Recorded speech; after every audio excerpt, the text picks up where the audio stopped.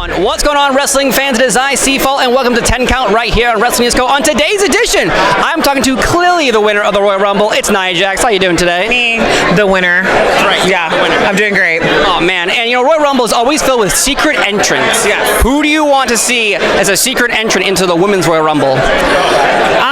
Oh my gosh, I don't even know, because I feel like I've been a part of the Rumble since the very first Women's Rumble. I want to say there's only one Rumble or two, maybe two I wasn't a part of, and I've gotten to see pretty much everybody, but you never know. I would love to see maybe somebody come back to WWE and surprise us. So I'm not going to say any names, but we'll just leave it at that. I was just going to say, the next question was, so what's the name of the person? Okay, got to keep it secret. All right, well, I know everyone I've asked, AJ Lee seems to be one of those names that keeps popping up. Not my name. No, you didn't say that name. That's not my name. I said. That's not my name. But the Royal Rumble has had so many memories with you too, recently coming back and then returning, but you also were RKO'd in the Royal Rumble. And this will be a forever question to the end of time. Whose idea was this, and why was it so awesome? I don't know whose idea it was, and I think it was awesome because even I was surprised, and I had no idea until the doors opened at the show. And it was just an incredible moment because the guys took me under their wing. I didn't even get a chance to walk through it with them, but they all took care of me in there.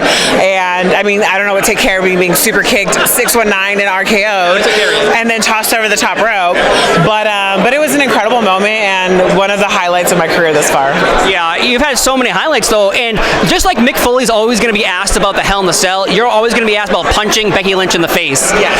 And that is going to go down in the history books of creating memories that will last a lifetime. Now, how do you feel about always being asked about this moment? Because it's a highlight for you. Yeah, well, it is funny because it was a crazy moment like when it happened, but now it is like me and Becky are synonymous with the punch, right? The breaking of the face, and I'm super happy for where it's taken her career, and obviously it's taken my career in a different direction, but we are still talking about it 5 years later, so it's an incredible moment. Right, I was going to say, Mick Foley is asked about Hell in the Cell, and that was in 1998, so here we are only 5 years later. I think we'll talk about that punch a little bit longer, another 30 years. I'll keep talking about it.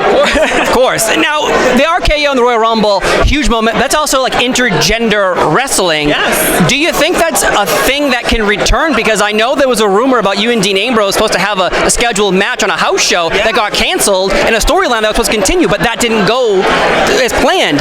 What do you think about intergender wrestling, and what did you think about that Dean Ambrose storyline that kind of got dropped? So actually, I think intergender wrestling is great. I think we are an entertainment business, right? Like whatever happens, whatever we can do to entertain the people, and I think that would be an incredible entertaining match. Having intergender wrestling, and when I got into the Rumble, you saw how crazy the crowd went and how they loved when I got thrown out. And then after that, the Dean Ambrose story, it was funny because we were scheduled for that, but the particular state we were in wouldn't allow it. Oh. So it wasn't necessarily like any kind of drama behind the scenes. It was like, well, the state wouldn't allow that match, so we couldn't have it, and then it kind of just fell from there because, it lost. So maybe in a different state that would have happened? Maybe. I mean, Dean was an incredible talent. I was an honor just getting in the ring with him. Look where he's going now. He's off doing incredible things, but you never know. It's true. You never know. The bloodline is something everyone always wants members of, because that is a gigantic family. Yes, we are. And you're part of it. Yes, we are. Bloodline. Could we ever see you join? I wouldn't say no. I'm always there if they need me, but they're killing it. They are killing it. There's nothing they can't do. It's incredible to watch them. It is literally, I feel like it's like a Netflix series. It's not just like, like you're just watching like episode and seasons, and you never know where it's going to go. And you think it's done, but then there's like a spin at the end, and then it keeps on going. You had a bullying storyline a few years ago with Alexa Bliss. How'd you feel about that? Because you won an award, and that was such an inspiring storyline for a lot of people. But I know other people were like, how dare they? What'd you feel about that? Well, what we do, we're also a television show. We like to evoke emotion and actually tell stories that happen in real life.